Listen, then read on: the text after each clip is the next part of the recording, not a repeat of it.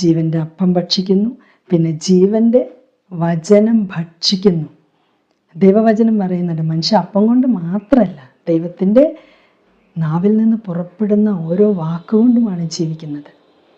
അപ്പോൾ നമുക്ക് അനുദിനം ആത്മീയ ജീവിതം ജീവിക്കണമെങ്കിൽ ദൈവവചനമാകുന്ന ഭക്ഷണം നമ്മൾ ഉള്ളിലാക്കിയിരിക്കണം.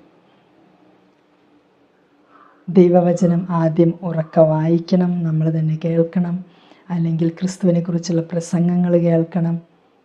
അത് നമ്മുടെ ഉള്ളിലേക്കെടുത്ത് അത് ധ്യാനിക്കണം, മെഡിറ്റേറ്റ് ചെയ്യണം, അത് പ്രാക്ടീസ് ചെയ്യണം, പാലിക്കണം.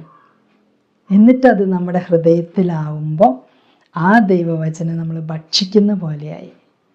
അതാണ് രണ്ടാമത്തെ കാര്യം.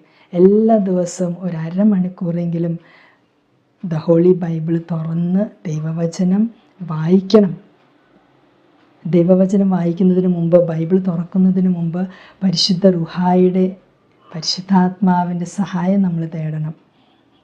പരിശുദ്ധാത്മാവ് നമ്മുടെ കാതുകൾ തുറക്കും, നമ്മുടെ മനസ്സ് തുറക്കും, ഹൃദയം തുറക്കും. അങ്ങനെ പരിശുദ്ധാത്മാവിനോട് കൂടെ ഇരുന്ന് ദൈവവചനം വായിക്കണം. മൂന്നാമത്തെ ഒരു കാര്യമാണ്, നമ്മൾ പേഴ്സണൽ പ്രെയർ ചെയ്യുമ്പോൾ ആദ്യമായിട്ട് വോക്കൽ പ്രെയറിൽ ശ്രദ്ധിക്കണം. വാചികമായിട്ടുള്ള പ്രാർത്ഥന. ചിലർ പറയും ഞാൻ ഒറ്റയ്ക്ക് സൈലൻ്റ് ആയിരുന്നു പ്രാർത്ഥിച്ചാൽ പോരെ. ചിലപ്പോഴൊക്കെ സൈലൻ്റ് ആയിരുന്നു പ്രാർത്ഥിക്കുമ്പോൾ നമുക്ക് ഉറക്കം വരും, മയക്കം വരും, പിന്നെ ഡിസ്ട്രാക്ഷൻസ് വരും. അതുകൊണ്ട് നമ്മുടെ ശരീരവും മനസ്സും ഒക്കെ ഒരുക്കപ്പെടണം ഈ ധ്യാനിക്കണമെങ്കിൽ. CCC നമ്മളെ പഠിപ്പിക്കുന്നുണ്ട്, catechism of the Catholic church.